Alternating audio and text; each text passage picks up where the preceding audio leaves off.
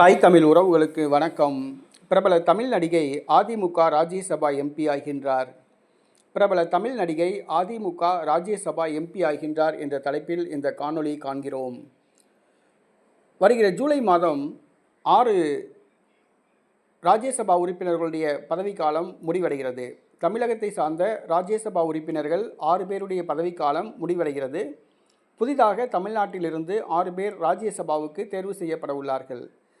4 பேர் தேர்வு செய்யக்கூடிய பலம் திமுகவுக்கு உள்ளது. 2 பேர் அதிமுக சார்பில் தேர்வு செய்யப்பட உள்ளார்கள். திமுக சார்பில் கமலஹாசனுக்கு ஒரு தொகுதி ஒதுக்கப்பட்டுள்ளது. வைகோவுக்கு இந்த முறை வாய்ப்பு கிடைக்குமா என்பது தெரியவில்லை.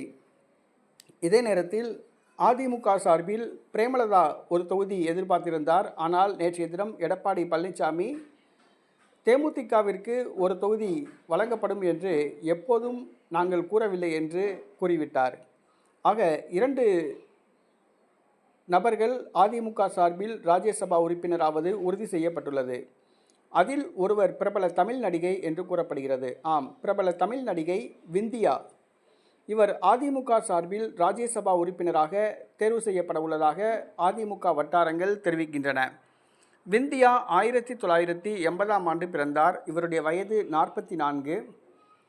இவர் சங்கமம் என்ற தமிழ் திரைப்படத்தில் நடித்ததன் மூலமாக பிரபலமானார். தமிழ், மலையாளம், கன்னடம், தெலுங்கு ஆகிய மொழிகளில் இவர் நடித்துள்ளார். 2006ஆம் ஆண்டு இவர் அதிமுகவில் சேர்ந்தார். இவர் திரைப்படங்களிலிருந்து நடிப்பதை விட்டவுடன் நடிகை பானுப்பிரியா அவருடைய சகோதரனை திருமணம் செய்தார். ஒரு சில ஆண்டுகளில் அவரை விவாகரத்து செய்துவிட்டார். 2006ஆம் ஆண்டு அதிமுகவில் சேர்ந்தார். தொடர்ந்து ஜெயலலிதாவுக்காக இவர் பிரச்சாரம் செய்து வந்தார். ஜெயலலிதா உயிருடன் இருக்கும் வரை சந்திரகிரி தோட்டத்திலிருந்து கோடை காலத்தில் பழங்கள் கொண்டு வந்து வழங்குவார். ஜெயலலிதாவின் மறைவுக்கு பின்பும் இவர் பழங்கள் கொண்டு வந்து மெரினா கடற்கரையில் உள்ள செல்வி ஜெயலலிதா சமாதிக்கு வருபவர்களுக்கு வழங்கி வந்தார். சிறிது காலம் அரசியலிலிருந்து ஒதுங்கியிருந்தார். தற்பொழுது அதிமுக கொள்கை பரப்பு இணைச் செயலாளராக உள்ளார்.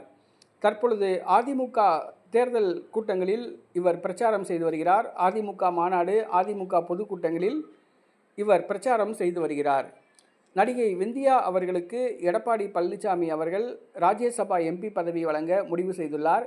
எடப்பாடி பழனிசாமி அவர்களுடைய மகன் மிதுன் அவர்கள் விந்தியா அவர்களை பரிந்துரை செய்வதாக கூறப்படுகிறது.